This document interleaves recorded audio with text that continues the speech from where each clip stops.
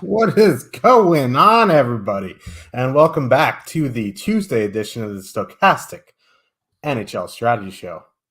I'm your host, Josh Harris. We are back in our normal time slot today. I like lives before lock. They just, when you're used to going at 2 p.m. Eastern, you switch up to 5 p.m. Eastern, kind of throws your whole day into whack, or day out of whack. I'm out of whack. Yeah, I think it throws it out of whack. Putting it into whack would be like, oh well, this is really nice. This is just part of my normal routine today. Yeah. We're off to a rip-roaring start. Joining me as always, our resident Canadians fan, Slim Cliffy. How you doing, Cliffy? Oh, not too bad. We had 3 straight days of freezing rain, and we're not getting that today. So I mean, that's one step in the right direction. Pretty fun slate of games last night, depending who you played. If you played Pittsburgh, specifically certain players, specifically the top 6, you probably did well. I managed a min cash last night, mercifully, despite not having Zucker or Rust in my lineups. I hear you did a little bit better than I did last night. How'd you do? Yeah, I did pretty well. Went out for Mexican food after my sombrero show. Right, Taco Monday. Yeah, Taco Monday. I'm starting a trend. Came home right as Jake Gensel scored the OT winner. Logged in. I was winning every GPP I was in, which is the 333 and down. Ended up not doing that well. I mean, it ended up, I finished second in the 333, top 20 in the 15. Made 15x my entry fees, but you Josh stacked the Penguins, I Josh stacked the Penguins. We got out Josh stacked by our pal Paul Goodman, who chopped the 15 and the 5. Whether you like him, you hate him, you have no opinion on the matter. He is one of the best DFS players out there. So congrats to you. I see in our chat, finished second in the NFL 150 for 20K Sunday. Congrats to you, Germ. So he's going to try out the $400 NHL contest tonight on DraftKings. Finally, we get some good GPPs on DraftKings today for this slate. 8-game slate. Feels like everyone's back-to-back. There are a ton of smash spots here. James hates them. That's fine. He's an acquired taste. Like Chilean sea bass. I don't even know if you acquire that taste. But does Chile have sea bass? I mean, I don't know. I'm not up on my Chilean cuisine, let's say. They do have sea bass. I mean, it makes sense. It's coastal country, but I just didn't know sea bass was regional there. The more you know, I learn something new every day. Yeah, and it pairs well with a 99 Bordeaux. But anyway, I completely forgot what I was talking about. We have an 8-game slate tonight. So congrats to Mr. G and anyone else who had a good night last night. This slate, is annoying. From this standpoint, almost every game a team is in a smash spot. But there's so many teams back-to-back, a lot of back-to-back on the roads, not much concentrated ownership. So if you're playing 1 to 3 lineups tonight, it's going to be really difficult to hone in on which stack you want to play. So hopefully we can navigate y'all through it. So let's get into it. Before you do, you know the drill. Give us a like and subscribe so you keep up with all of our shows, DFS offers, giveaways, and much more. Once you subscribe, hit that notification button to get alerts when our shows go live. Don't forget, almost all of our content is available in podcast form on the platform of your choice, except for Live Before Locks. Help us out by leaving a 5-star review. Shout out to Prize Picks, who sponsors this show. We'll have a nice offer from them a little bit later. Let's get into the slate, shall we? Florida Panthers with a 2.9 total heading into Toronto. The Maple Leafs have a 3.7 total. Sergei Bobrovsky is probable. Matt Murray confirmed. Toronto Leafs going with status quo on the lines there. Nylander, Bunting, Matthews, Tavares, Marner, Yarncroc. Same deal for the Panthers. Lundell, Barkov, Reinhart, Tkachuk, Bennett, Verhaeghe. Now, of the really, really good spots, the Leafs are in one of them, but they are getting a lot of ownership compared to some of the other teams in these really good spots. Panthers are back-to-back on the road. They beat the Sabres yesterday. You see Matthews projected over 25%. I think that's the highest projected player on the slate. This is a really good spot. Like I just like Lundell, Barkov, Reinhart seems like a pretty good line. Matthews, Nylander, Bunting have a longer sample of being better. And I was thinking on the slate, I was like, oh, the Leafs aren't great defensively. You never know what Matt Murray is going to show up. So maybe I'll avoid the Matthews line and go, Tkachuk, Bennett, Verhaeghe. They're getting no ownership. But then you look at Tavares, Marner, and Yarncroc's defensive numbers. You're like, well, nah, because they're really expensive on the road. So, Panthers do have a 2.9 total on the road, which is nothing to sneeze at. There's just nothing I don't think that I want to prioritize, at least on the Panthers side in 1 to 3. On the Leafs side, that top line is in a very good spot. It's just a question of whether you want to use them or the other 9 lines in the smash spots tonight. Yeah, I'm glad you mentioned all the teams that are in smash spots. I'm just going to bring up our top stacks tool real quick. It shows top 2 stack probability, ownership, leverage for each site. There are 4 lines over 20K tonight on DraftKings that are all 23% to 32% top 2 stack probability, and no other line is double digits. There's a clear delineation. Even if you look over on FanDuel, it's the same thing. There's a clear delineation between the Winnipeg, Buffalo, Edmonton, and Toronto top lines and everybody else. And that includes the Minnesota top line, which sometimes would kind of be included in this conversation, but it's not really a great matchup for tonight. We'll get to them in a second. For this Toronto-Florida one, when I see ownership like this on Toronto, what it makes you do is automatically look at the other side. I've watched hockey long enough to know that when the Toronto Maple Leafs are in a really good smash spot, particularly at home, not necessarily always going to come through. We just have to look back to that Arizona loss earlier this season.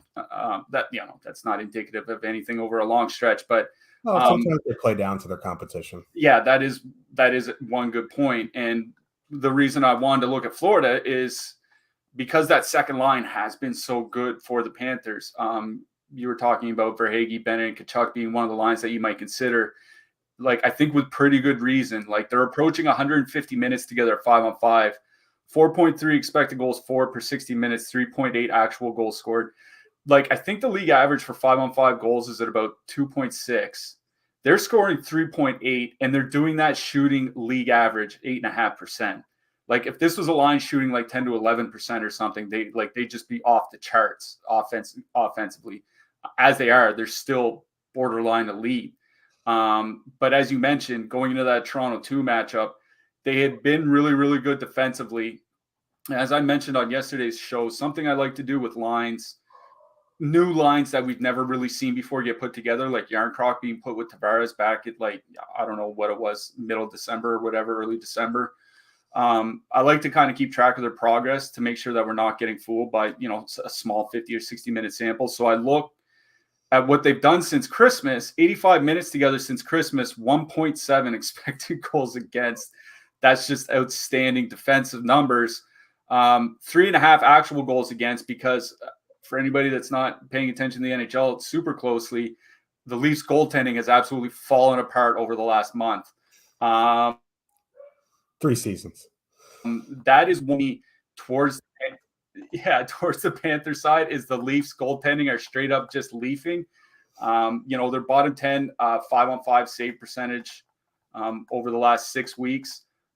If you look on the penalty kill, like they're just outside the bottom 10. So like their goaltending duo, Samsonov and Murray, just haven't been good basically for a month plus now.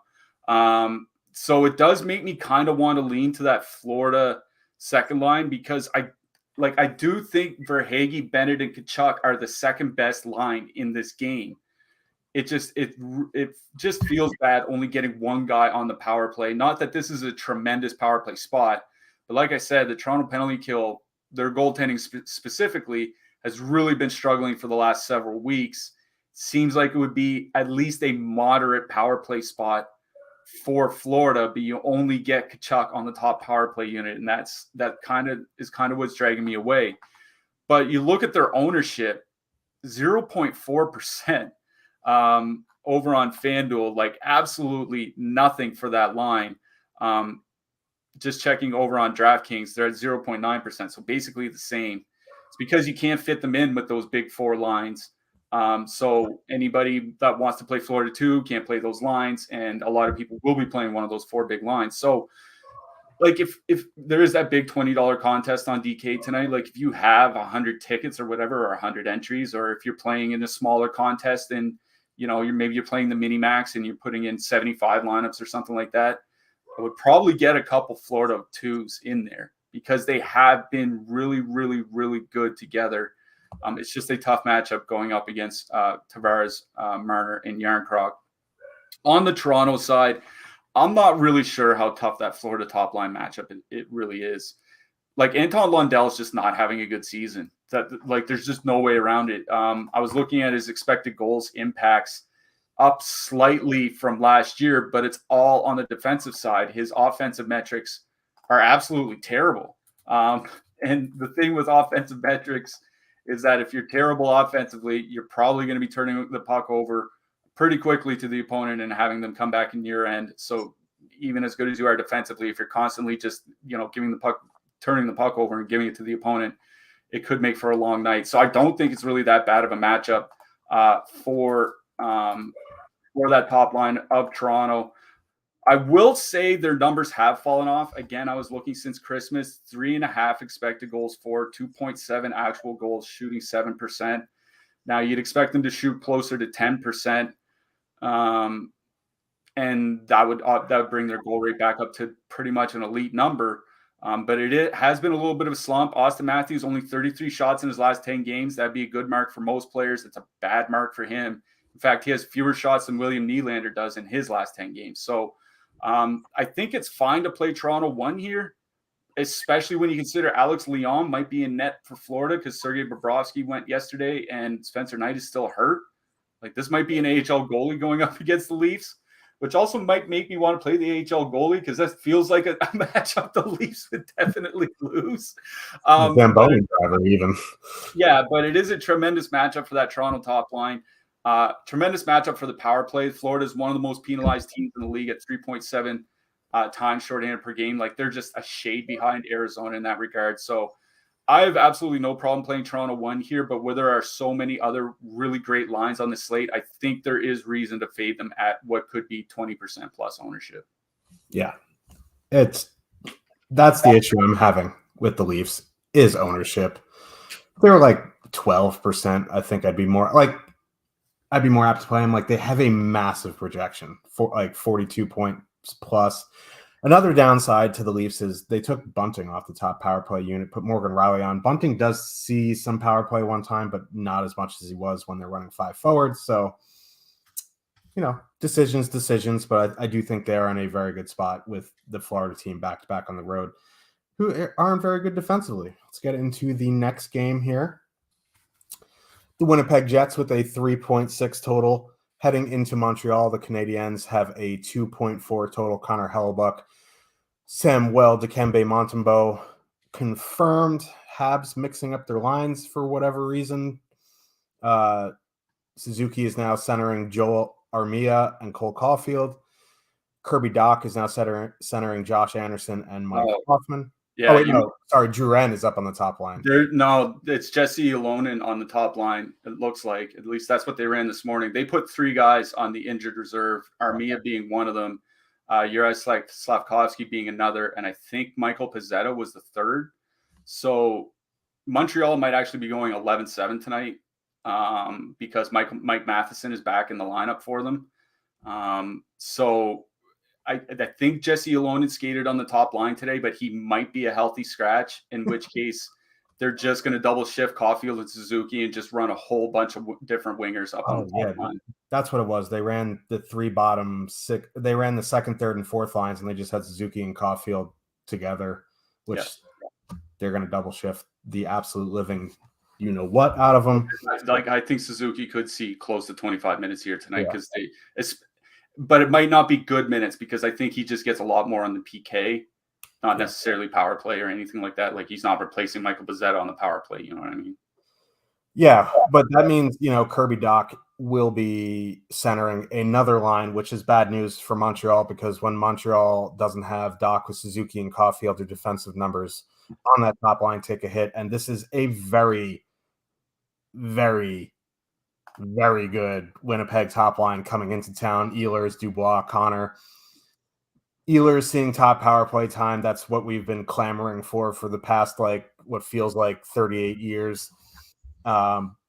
He's been electric. He's up to 7,600 on DraftKings now because he gets that power play time. Like last year, he was always in that high 5s, low 6s because he never saw the top power play time. Now he's just ho-humming along with Dubois and Connor. This is arguably the best power play spot on the night. They're not getting a much ownership. Talk me in or out of Winnipeg 1 here.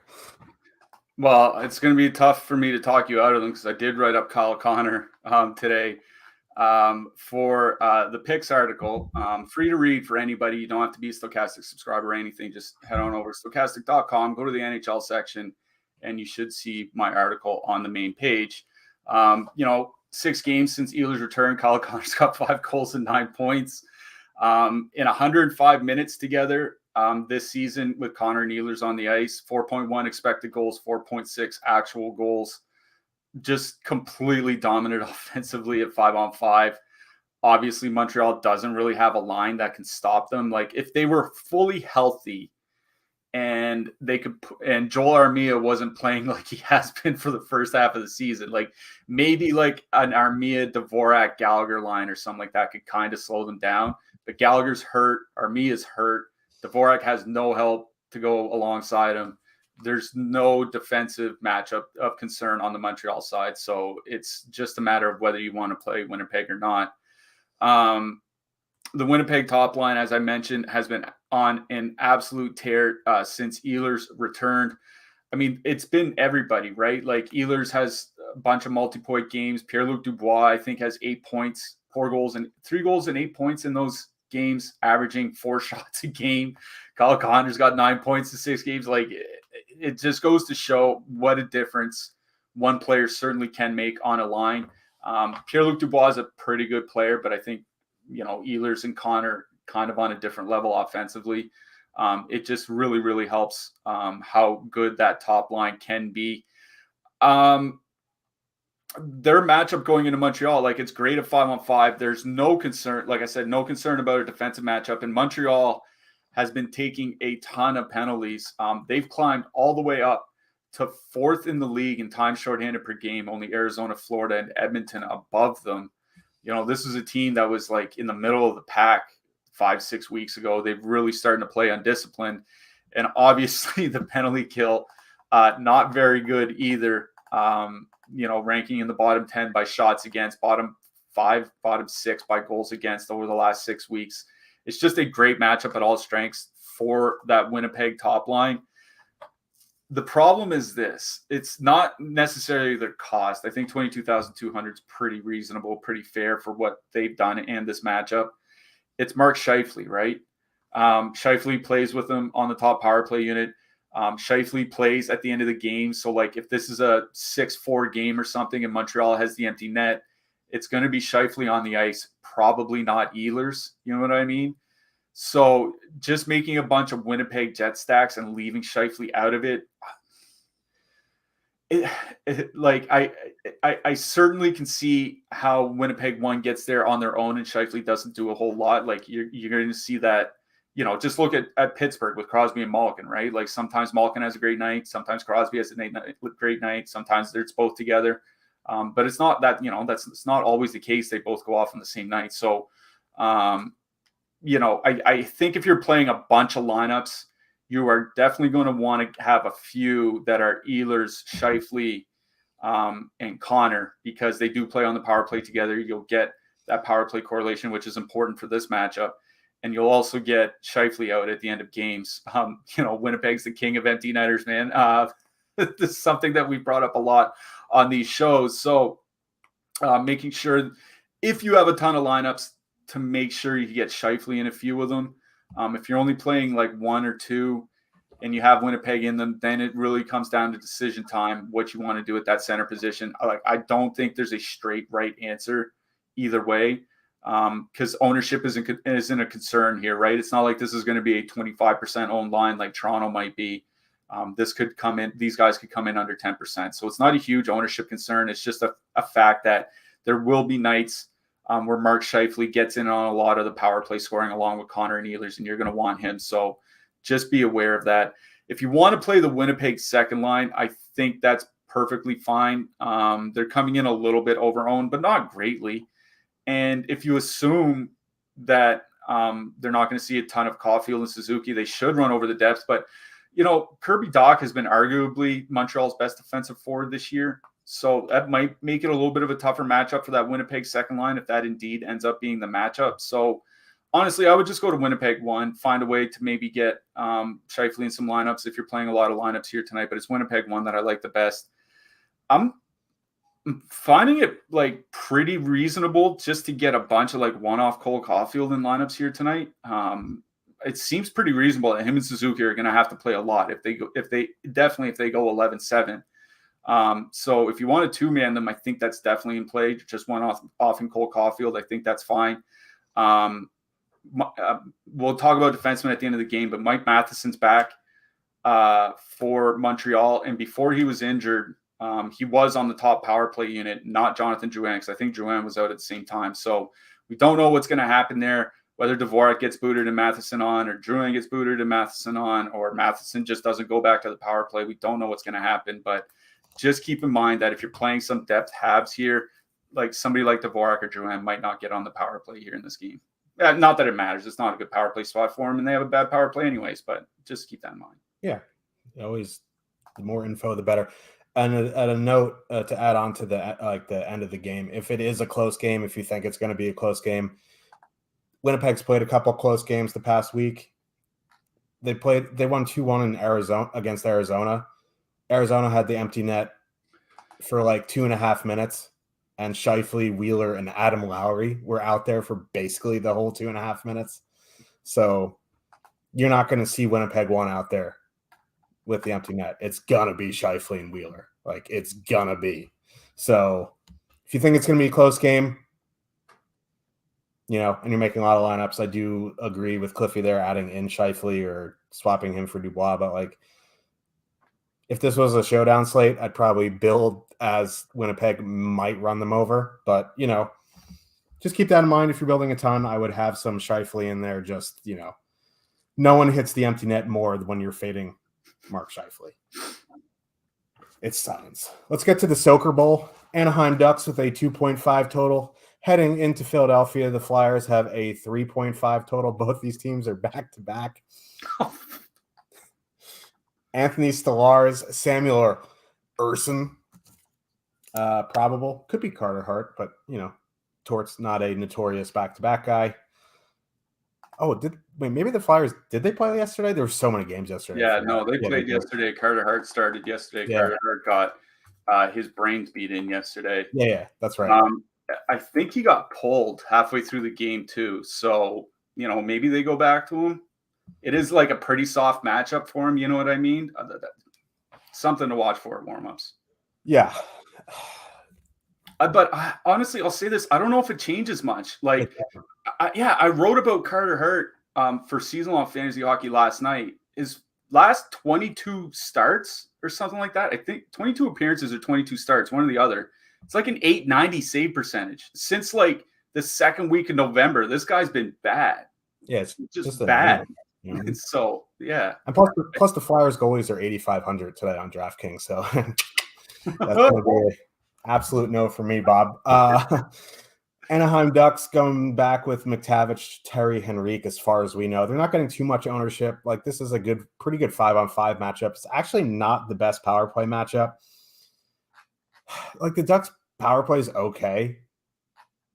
Flyers penalty kill, okay to decent. So, like, I would play them for the 5-on-5 matchup because there isn't a matchup I really would worry about with the Flyers. So I don't mind that. Like, and then, who knows what you mentioned how bad the Ducks are without, that top line on the ice. And you look at Travis Konechny, he is really, really expensive on DraftKings now, but he has been amazing this season. I still think he's a good one-off tonight. The thing with the Flyers is they got their brains beat in by Boston yesterday, 6-0, and they just took a hatchet to their lineups. They started with, Lawton and Hayes and Allison playing on their normal lines. By the third period, Hayes had been moved up to the second line to play with Konechny and Cates. Allison and Lawton were playing with James Van Riemsdyk. You would think that would be where it stopped, but guess what? It's not. After that, Allison goes to play with Van Riemsdyk and Noah Cates. And then Kevin Hayes moves back to the top line to play with Frost and Tippett. Kevin Hayes played on 3 different lines yesterday. Torts is tortsing. It's a problem. At least I'll say this, is that it's a 7:00 Eastern start, right? So we're going to know what the Philly lineup is once warmups hit. It's just what the actual lines are. I don't know, because Torts just went into Boston and watched his team get absolutely destroyed by the Bruins. And he, like I said, he just blew up his lines for the final 30 minutes of the game. I don't know what he's going to do in this one, right? So we're going to have to see what the lines look like when warmups hit. What I will say is that Frost and Tippett did stay together, I think, basically the entire game, which is something to hang our hats on.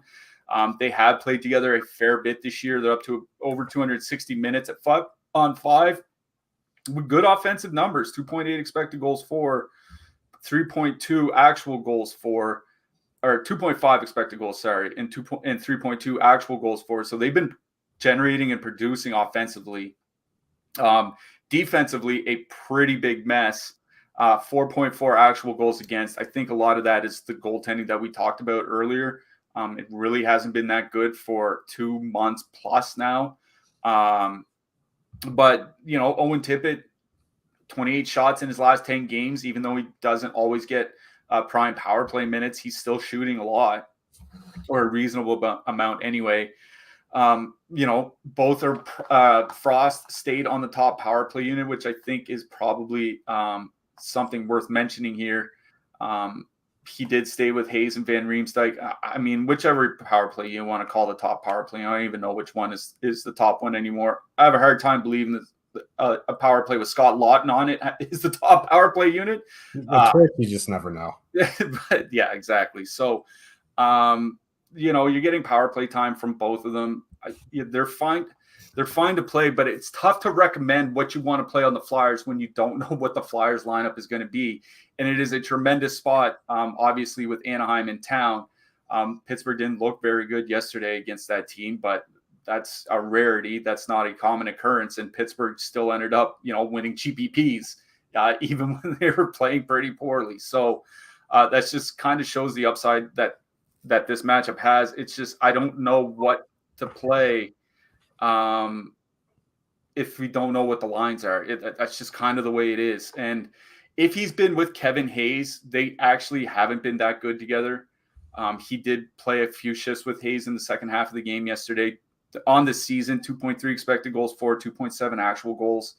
Like, for a line with Travis Konechny that's having such a marvelous offensive season, to be scoring at about a league average rate, that's just not acceptable.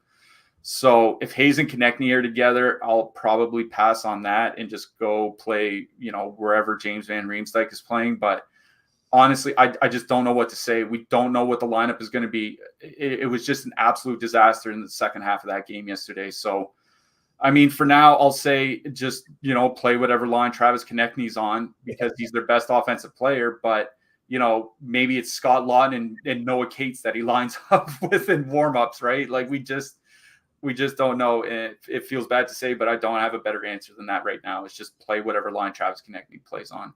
On the Anaheim side, Henrik McTavish, Terry, not very good defensively. In fact, very bad defensively. 4.5 expected goals against in 65 minutes since Christmas. Might be their best defensive line, though. That's the problem, is that the Strome-Zegers line, actually a little bit better. With Comtois there, not really a lot better. But at least the top line, 2.8 expected goals for, that's above league average. They looked fine yesterday in the little bit that I saw against Pittsburgh. They are fully correlated on the top power play. Not really a good power play spot, though. The Flyers still the lowest shots against per 60 minutes in the league on the penalty kill over their last 20 games. And it's not even close. Like, they're clearing the next closest team by like 10%. It's a pretty big gap. And like, they don't take a ton of penalties either. 2.9 times shorthanded per game. I like the Flyers side here. It's just we don't know what the lineups are going to be. So people are going to have to pay attention to warm-ups. For now, I'll just say play Travis Konechny. On the Anaheim side, it's top line or bust. I can't imagine Frank Vetrano and Jacob Silverberg are going to break the slate here tonight. If I can hope for one thing from this game with Torts behind the Flyers bench, is Trevor Zegers scoring a Michigan-style goal and just watching Torts just melt. That would be perfect. That would be absolute perfection. But this game is an absolute festival.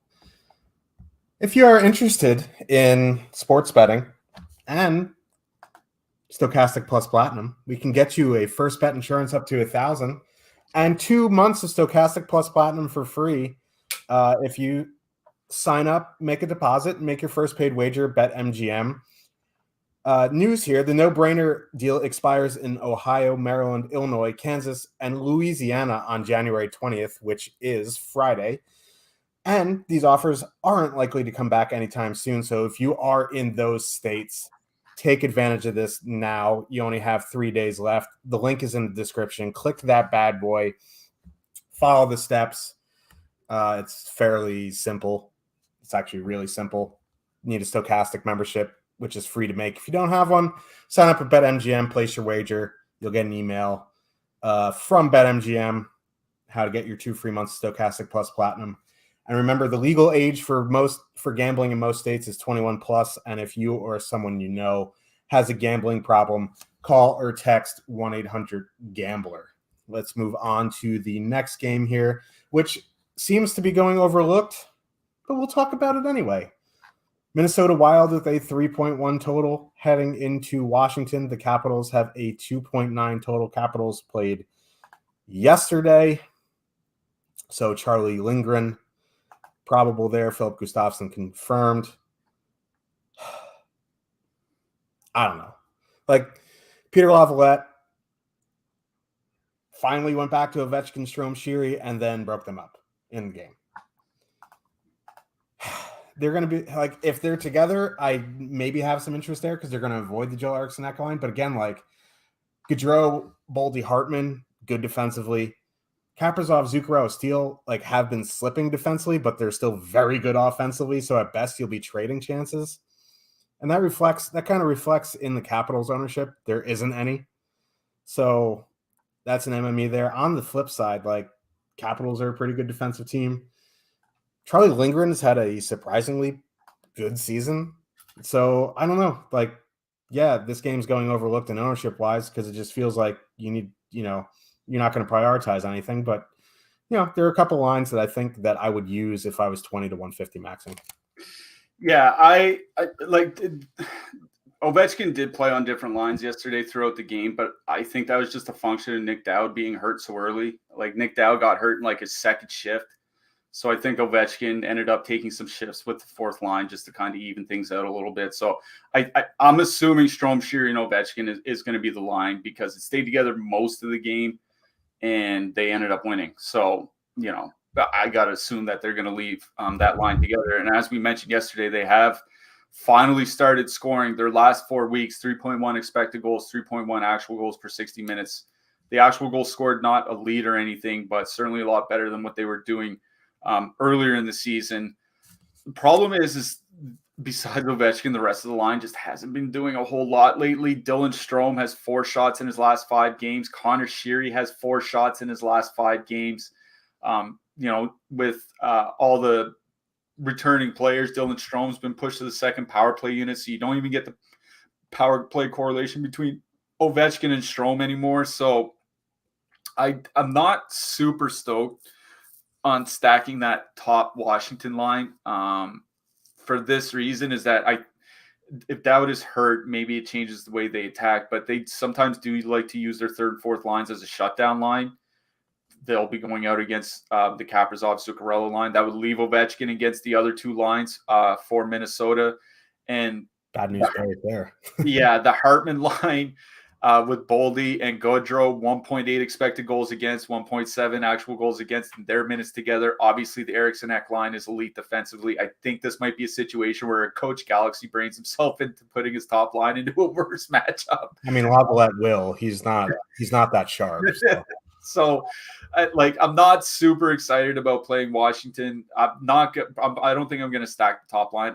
Ovechkin is always in play as a one-off. We said that yesterday. Like, he didn't even have a good game yesterday, and he had an assist with shot bonus, which isn't like a great DFS score, but like in an off game with a bad effort against Ilya Sorokin, he still put up like 16 DK points. So there is a lot of upside with Ovechkin, obviously. We don't really have a huge sample with the rest of the lines. Obviously, with Anthony Mantha has been a scratch at times. TJ Oshie's been hurt a lot. Backstrom and Wilson just came back to the lineup. But Kuznetsov and Mantha have generally played reasonably well together this season. They've been scoring as well lately, 2.5 expected goals for in their last 80 minutes together. 3.7 actual goals scored. Everybody on that Kuznetsov, Oshie, Mantha line played between 17 and 18 minutes yesterday. Kuznetsov and Oshie are on the top power play unit, and Mantha's played at least 17 minutes in back-to-back games now. This might be turning into the team's new second line, Kuznetsov, Oshie, and Mantha. And like I said, you get 2 out of the 3 guys on the top power play unit. Like, there's not going to be much ownership on them. I think this is Kuznetsov, Oshie, Mantha is one of those fillery type stacks that I wouldn't mind using here today. If you're not going to, pay up for the big for Ovechkin and the expensive Washington guys. So don't mind them as a fillery type stack, but that's probably about it. On the Minnesota side, it's just top line or bust. I think playing the Minnesota top line is a nice pivot to get away from all the other lines that might be higher owned here, like Buffalo, Edmonton, Toronto, those guys. Going into Washington's not really a great matchup for them. Washington's only giving up 2.8 power plays per game. That's near the bottom of the league or top of the league, depending how you want to look at it, for fewest power plays given up. Minnesota, their top line's really been struggling of late as well. 2.8 expected goals for, 2.8 expected goals against since Christmas. That's not very good. Zuccarello does have 15 shots in his last 5 games, though, and Kaprizov has 22. So they're generating offense. They're just not generating a lot of quality. Washington's generally been good defensively this season. Penalty kill's been, acceptable to good, especially over the last 2 months. It's the Kuznetsov line for me on the Washington side if you want a filler type stack. I do like Minnesota 1 here as a pivot away with positive leverage from what should be higher owned lines. especially where they're coming in, where they are cheaper, where they are only 19,000. They're not 20,500 or higher like the rest are. So I do like them as a pivot, but I'm going to be quite honest. I think if I'm making my lineups, I just go find a few $1,000s and play Buffalo or Winnipeg instead. Yeah, I agree there. Let's move on to the next this game. This slate. Yeah, this slate, but this game. Woof. Columbus Blue Jackets with a 2.7 total heading into Nashville. The Predators have a 3.7 total. Both these teams also on a back-to-back. Daniil Tarasov and Kevin Lankinen are confirmed. Saw somewhere Cody Glass, Matt Duchene, Philip Forsberg together. And here's the issue here. They fit with all these expensive lines. So they're getting massive ownership, over 20%, like close to 23%. I know it's a great spot, but like chalk Nashville. Even higher on FanDuel. Yeah, even higher on FanDuel. It's just like, yeah, I guess in a nutshell, they're fine. And obviously ownership reflects that because a lot of people are going to them. I just don't think I could get purted tonight. Like, I like getting short. I don't like getting purted. And like, if the Predators beat me tonight, so be it. If I'm playing one of those expensive lines in my one lineup, I will not have a Predator skater. I might have Yossi, but I won't have Forsberg, Duchene, or Glass. That's the stand I'm taking on this slate. That being said, I think they are a very, very good play. I mean, Jackets are abysmal. They're back-to-back on the road. Daniil Tarasov's in net. For whatever reason, they're going back to Jenner, Robinson, Nyquist. Like you saw yesterday, by the second period, Jenner, Gaudreau, Laine were together. So who knows what they're going to do in game.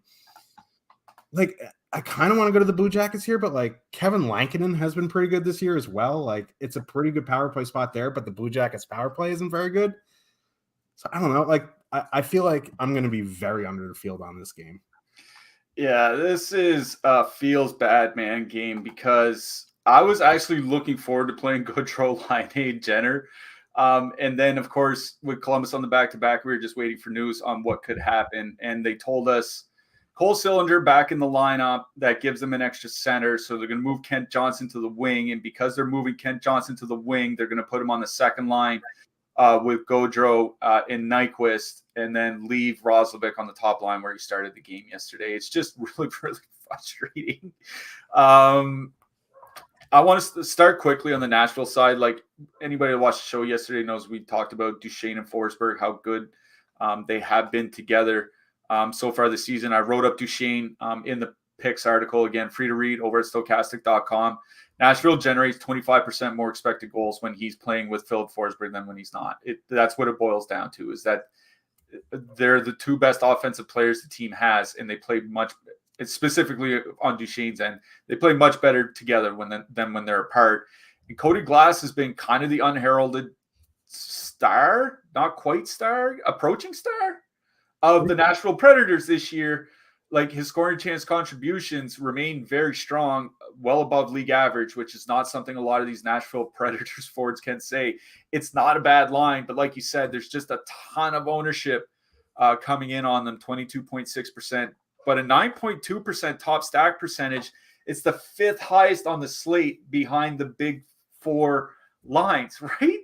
So that's the problem here. Is like, it's not just some throwaway line that you could use that basically doesn't have a huge chance of success. Like, we'll talk about Seattle a little bit later. Like, maybe like I shouldn't use Seattle considering the way they're playing, but maybe one of the Detroit lines or something like that, even going into Arizona. But there's just a really good line. I think if you do want to get different, I think one way you can do it is leave Glass off, because he is the cheap component there and he is the center.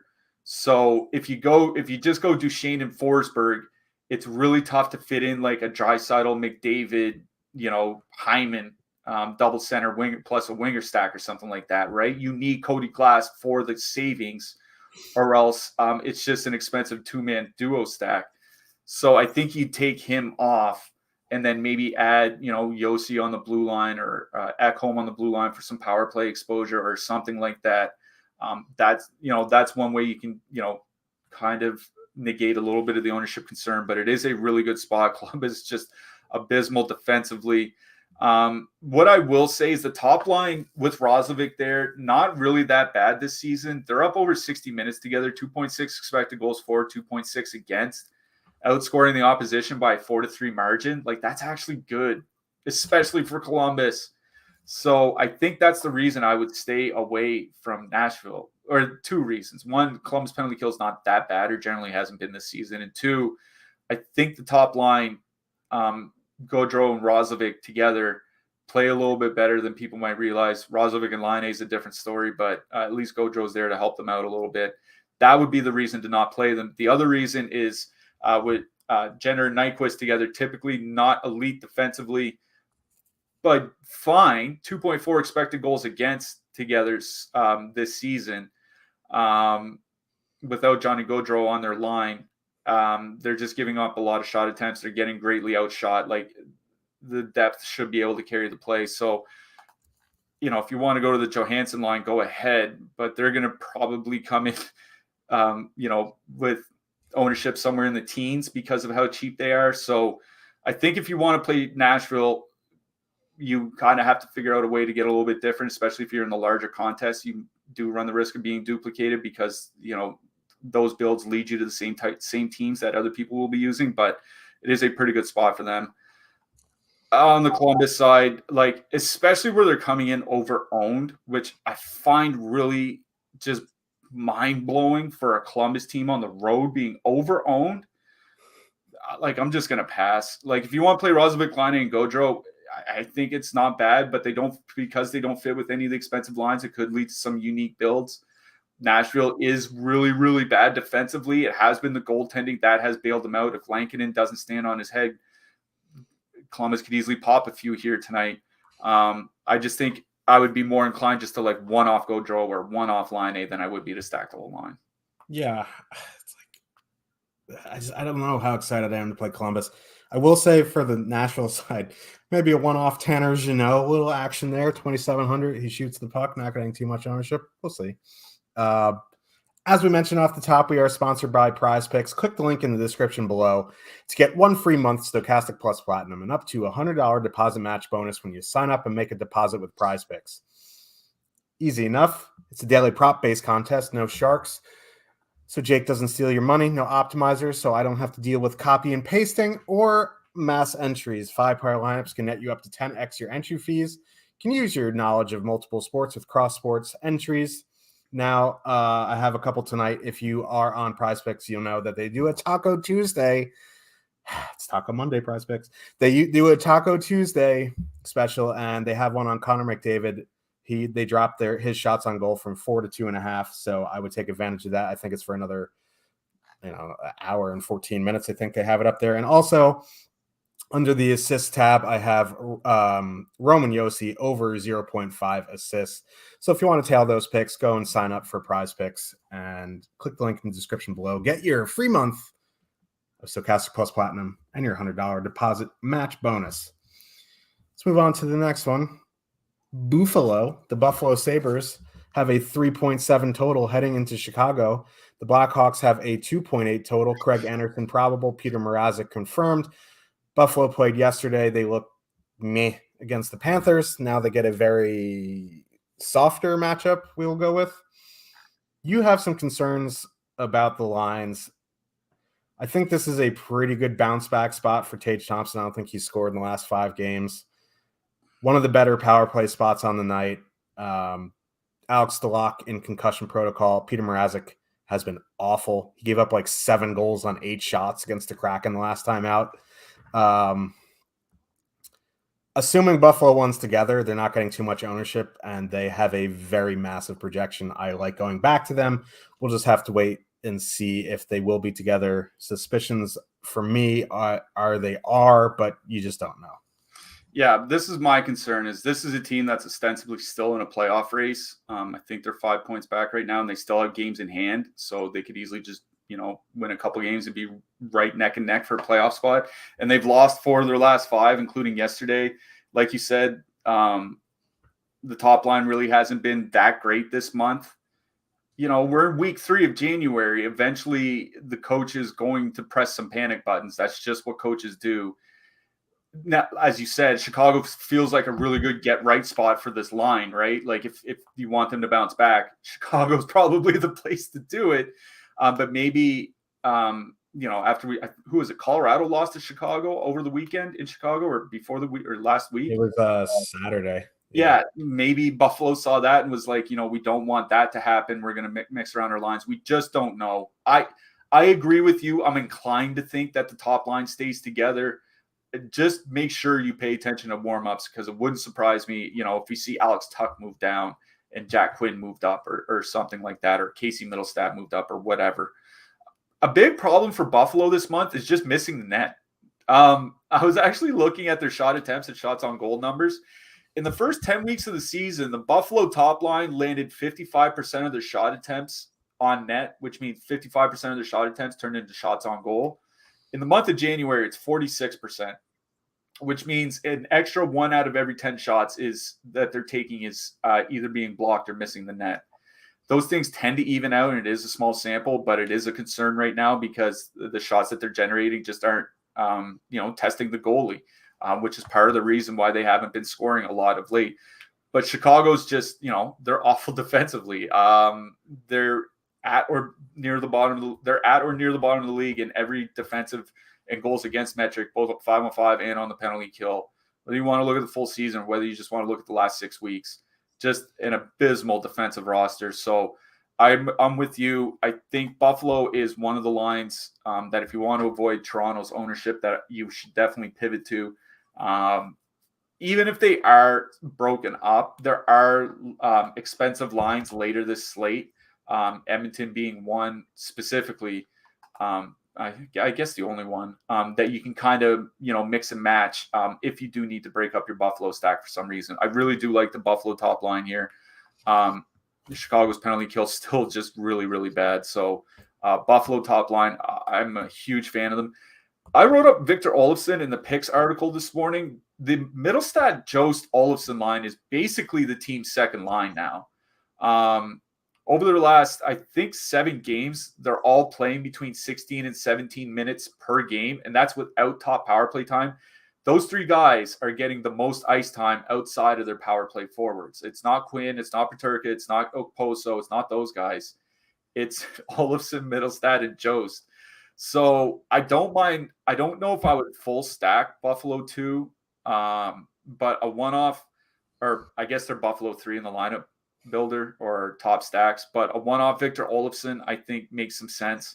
Maybe a one-off Casey Middlestat, something like that. I don't know if I would full stack. They're coming in with too much ownership, but I do think a one-off Victor Olofsson where he's playing 16 minutes a game and not 13 minutes a game in this matchup makes a lot of sense. On the Chicago side, I kind of wonder if these players get overlooked. Like, they're not coming in with a ton of ownership. They're coming in a little over-owned, but not heavily. Chicago's top power play unit, I mentioned this in our Discord, has been only a little bit worse than the Florida top power play unit this year. Chicago's power play is actually pretty good. It's the only thing that's good about their team besides Alex Stalock, who's not starting. But it is pretty good. And the Buffalo penalty kill is pretty bad. So I don't mind, one-off Taylor Radish. I think Patrick Kane's always available as a one-off. If you want to do like a Kane Domi 2-man or a Kane Radish 2-man or something like that, I don't mind stacking across even strength lines. I don't mind the power play guys for Chicago in this game. Yeah, I mean, they have a 2.8 total. It's not like it's 2.3. They're not expecting anything to happen. It is Sabres back-to-back on the road, and Craig Anderson has an AARP card, so you never know what could happen there. I don't mind. Like, push comes to shove, like, yeah, like I like Nashville better, but like if I need savings and lower ownership, I might just plug in like a Radish or a Taze over, a Duchesne just because they're getting like way, way less ownership. Just food for thought. Let's move on to the next one. The Seattle Kraken with a 2.9 total heading into Edmonton. The Oilers have a 3.7 total. Jack Campbell is confirmed, and our pal Party Marty Jones is probable tonight. I just had to do that. Sorry.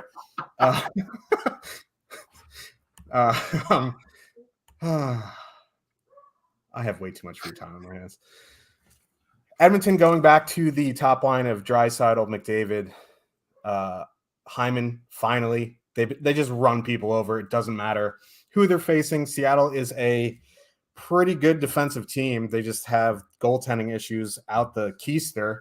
So, they're not getting a massive amount of ownership. The problem is they almost take up half your salary.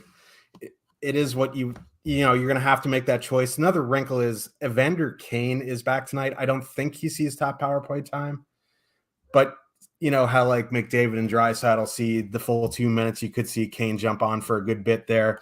Kind of what they do with like Bouchard and Barry. Barry sees like the first 30 to 45 seconds, and then Bouchard comes on. Bouchard actually saw a little bit more power play one time than listening to myself talk. That is just quite a mess. Bouchard saw a little bit more power play one time than Barry. Now they do go 11-7, so they only saw like 14 minutes apiece, so that is a problem. But like in a nutshell, I do really like that Edmonton top line. On the flip side, that Gord, Tolvin, and Bjorkstrand line has been very good. They're going to avoid McDavid probably for the most part. They are cheap. Like, I'm not a huge fan of game stacking, but Jack Campbell in net, Gord, Tolvin, and Bjorkstrand going to avoid McDavid. I think there's like a case to game stack here, but at least like using Tolvin in line as a filler, even if you aren't using the Oilers. Yeah, there's definitely a case for game stacking this game, even with 8 games. So I'm going to say that outright. I was looking what they were doing at the power play when Kane got hurt. Like, you're right. Sometimes like they just switched off after 30 or 45 seconds. But what happened a lot was like Hyman would start the game and get the first power play, maybe the second one. And if Edmonton didn't score, that was the end of his power play exposure. They would go to Evander Kane, and then Kane would get the next power play and the next power play. So like, they might not end up splitting the same power plays, but they might end up splitting power play time, if that makes sense. So it can make for some more interesting stacks, right? Because right now, Kane is still technically on the IR on DraftKings. He's cheaper than Hyman, so you can save a little bit of money in that regard. But the problem is you're relying on him getting some power play time, and he's, at least right now, he's not expected to line up with McDavid, Draisaitl, or Hyman as they loaded it up the top line in practice yesterday. So Kane might not get anybody to play with a 5-on-5.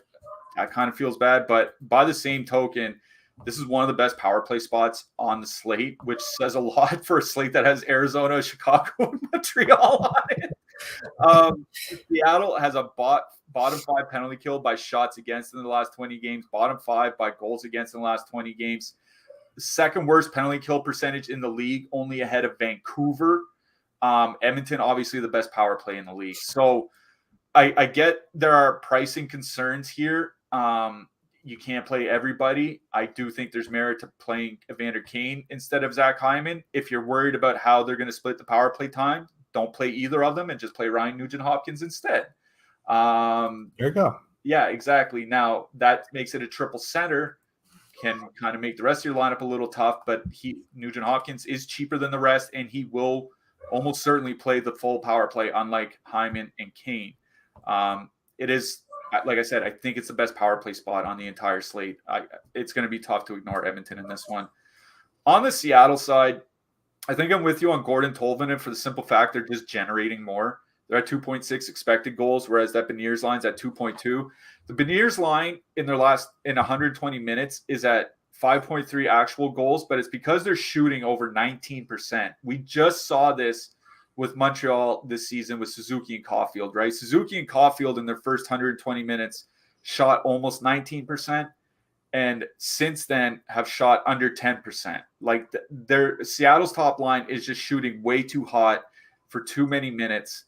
So I'm out on Beniers. I'm in more on Gord, Tolvanen, and Bjorkstrand. They're also running hot, but they're also at about 80-some minutes played together, like not as big of a sample, so maybe they can ride it out for a game or two more. Jack Campbell's not a bad matchup for them either.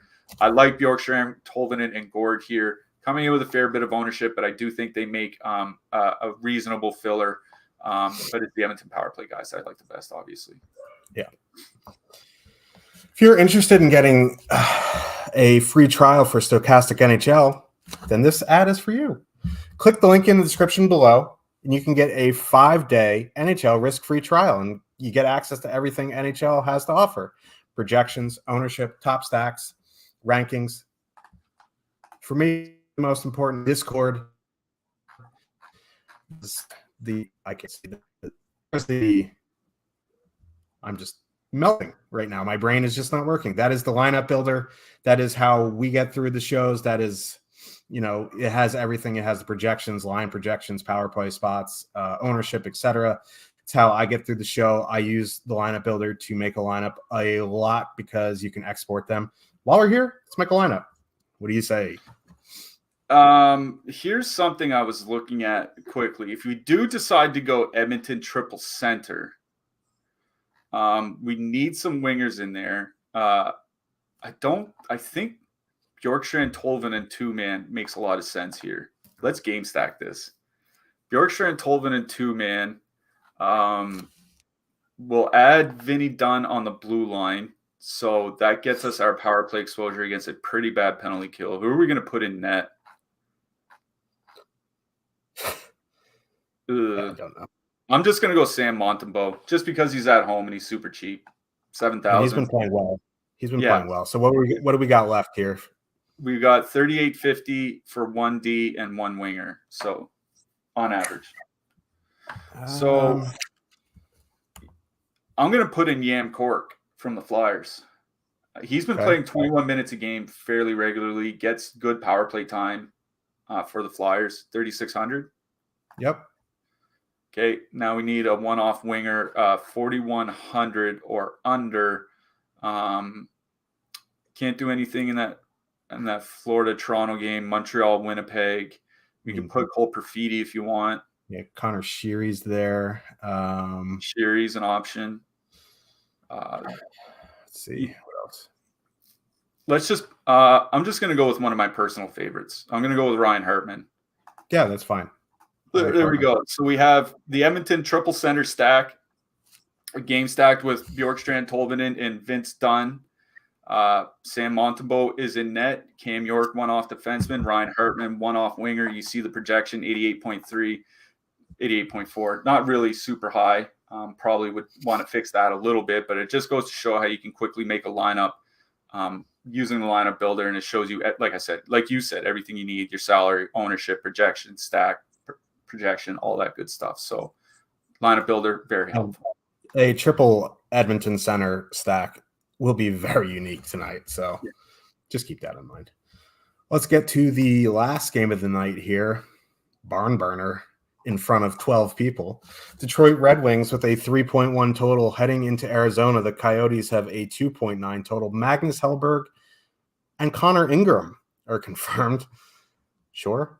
Not too much ownership on the Arizona top line here.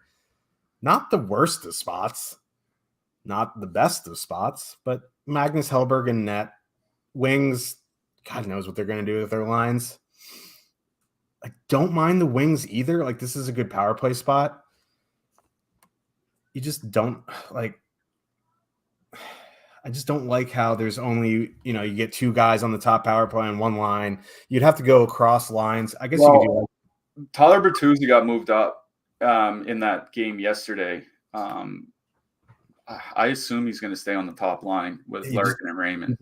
We just won't know until 8:30, right? I guess you could just go Larkin, Raymond, Bertuzzi. They're not very expensive, and you're going to get a very good power play spot. And it's not Vejmelka in net. Another problem is if you're expecting Cedar to be power play one, it's going to be Hronek and vice versa. Here's what you can do. You just roster Arizona 1, Schmaltz, Keller, Hayton. I think they're 14-4. And if Bertuzzi is on the top line with Larkin, that's a $14,000 line. You can just straight swap over. There you go. Cliffy with the mega mind while I'm, tripping over myself. So I'll just kick it to you. Well, I'll just cover Arizona real quick. We are running out of time. Schmaltz, Keller, and Hayton, by our projections, have a projection of 27.9 points tonight. Higher than any line in Seattle, higher than any line in Chicago, higher than any line in Nashville. It would be just behind the Alex Ovechkin line from Washington, higher than any line higher than 2 of the 3 lines from the Flyers. Like, they're getting a reasonable projection for their price, and they're not coming in with that much ownership. Top Stacks tool has the Arizona top line coming in between 5 and 6%, 3 to 4% top 2 stack, a little bit of negative leverage, but it's not that bad. Barrett Hayton's played pretty well alongside Clayton Keller. That's the one thing that I wrote about in that picks article, because I actually wrote about the Arizona top line. Over the last 3 seasons with Keller, Schmaltz, and Hayton together, 2.7 expected goals, 3.2 actual goals, 51% of the expected goal share. Like, those aren't great numbers, but they're good numbers, and they're effing unbelievable considering it's the Arizona Coyotes. They've been really good. There's no matchup concern that bothers me on the Detroit side, especially with Ville Husso unlikely to start. I imagine it's going to be Hellberg and net. Hellberg's confirmed, so yeah. Okay, well, there you go. So, Detroit's penalty kill has been pretty bad in their own right. I do like the Arizona top line here. If you don't want a full stack him, I think Keller's a one-off makes sense, or Hayton as a one-off makes sense. But I do like Arizona 1 in this matchup. The Detroit side, Detroit's in a really good power play matchup. If Bertuzzi, Larkin, and Raymond are together, Arizona's the most penalized team in the league. They're bottom 6 in their last 20 games by, all defensive metrics on the penalty kill. I think it's a pretty good spot for that Red Wings top line, assuming they're together. But like I said, the nice thing is, as long as you leave, you can even just roster Detroit, just leave $400 on the table. If Bertuzzi's on a different line, then you can swap over to Arizona. I think there's some solid late swapping options with this game coming at 9:00 Eastern. For sure. So that is the 8-game slate. So hopefully we helped you out a little bit there. This one's a pretty tough one to navigate, if I may say so myself. Coming up after us, we have the NBA Deeper Dive at 5:30 with Josh and Adam, not me, Josh Engelman. We get confused. He has longer hair. I'm better looking. NBA. Then we have NBA Live before lock at 6:30 with Greg and Eric. Let's talk a little defenseman on this slate. I feel like punt defenseman might be a little bit of a priority with all these expensive spots. I guess like mid-range, I'll just start Jake Wallman. We always love Jake Wallman here. Some of these punt defensemen, like Brendan Dillon, I think is still fine at $2,900. Jonathan Kovacevic is min price. Now, if Montreal does go 11-7, that might change things. But if they go 12-6, he has been playing a good amount of minutes. Cliff, you mentioned Cam York. I almost said Yam. Like I'm Yam corked here. Nick Seeler, not too bad. Urho Vakanainen, min price. That's just like beggars can't be choosers there. Don't mind Nick Jensen or Martin Ferravari. Anyone else you liking as these punt guys? Yeah, Andrew Peak, obviously for Columbus, 20-plus minutes shot blocker. I like Jake McCabe. He's a little bit more expensive for Chicago, but he's a big shot blocker that could get that bonus here tonight.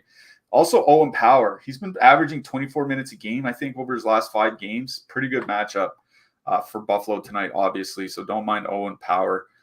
Paying up a little bit, Gostisbehere, Riley, and Nurse is kind of like my holy triumvirate of the middle of the pack guys. Especially, I think it's a pretty good power play spot for Arizona, and that's getting a little overlooked. For the expensive guys, Tony D, I think, is fine because it is Anaheim. I think I'd rather just pay down for Yam Cork, and if I want to pay up, go to one of Dahlin or Yossi. Yeah. $2 super chat from James. Thank you very much. Cliffy, want to send me a head-to-head on DK? Putting Cliffy right on the spot here. Yeah, no, I don't really want to. I appreciate the $2 super chat, but I don't remember the last time I played cash games. I think I played 1 or 2 nights last season, but that was it. I just don't play cash games that much or ever. I don't much anymore either. Occasionally I will.